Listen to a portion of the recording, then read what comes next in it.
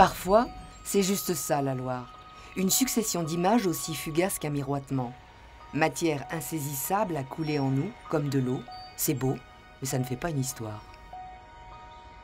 Les histoires, elles, se nourrissent d'exceptions. Et alors là, branle-bas de combat. C'est pas souvent qu'on vous appelle pour ce genre de choses? Non, ça reste rare. Là, il a une élégance hydrodynamique, c'est une torpille, quoi. Une torpille, dans la Loire, Fichtre. Voilà de quoi déclencher les secours. D'ailleurs, tiens, les voilà. Policiers, pompiers, plongeurs, on a sorti le grand jeu pour le mystérieux visiteur. L'embarcation, vous êtes au clair? Et maintenant, une cage qui a dû voir passer plus souvent des chiens que quoi d'ailleurs? Qu'est-ce qui peut être à la fois sous l'eau, sur l'eau et suffisamment exotique pour attirer autant de monde? Un crocodile? Non, rassurez-vous. Ce jour-là, à la Riche, près de Tours, c'était bien un chien, mais un chien de mer, autant dire un phoque veau-marin. C'est un animal connu comme marin, mais qui peut faire des très grands déplacements. En période de reproduction, ils vivent groupés. Ils se reproduisent sur des bancs de sable, en baie de Somme, en baie du Mont-Saint-Michel par exemple, pour les plus proches de chez nous. Mais après, les individus, en particulier les sujets jeunes, partent de manière solitaire.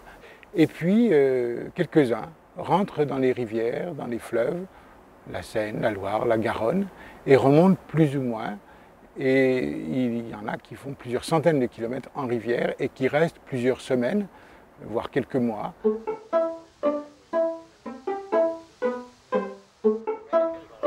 Notre visiteur est donc un aventurier, un curieux, explorateur dans l'âme et viscéralement très gourmand.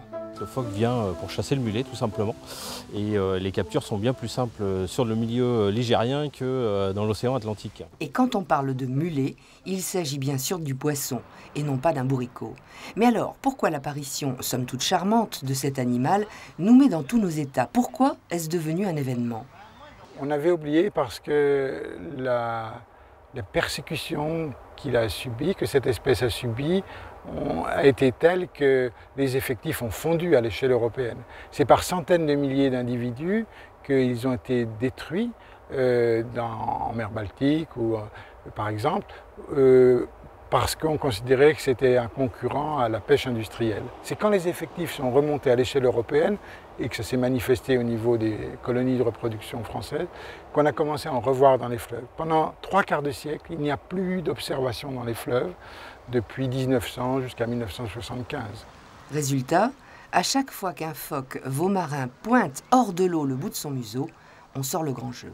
On croit que parce qu'il y a un phoque observé dans un endroit un peu inhabituel, on croit qu'il est perdu, on croit qu'il est malheureux, qu'il faut le ramener à la mer. Alors, pour que dans les consciences, on conçoive que c'est un phénomène normal, il faudra des années et encore beaucoup d'observations.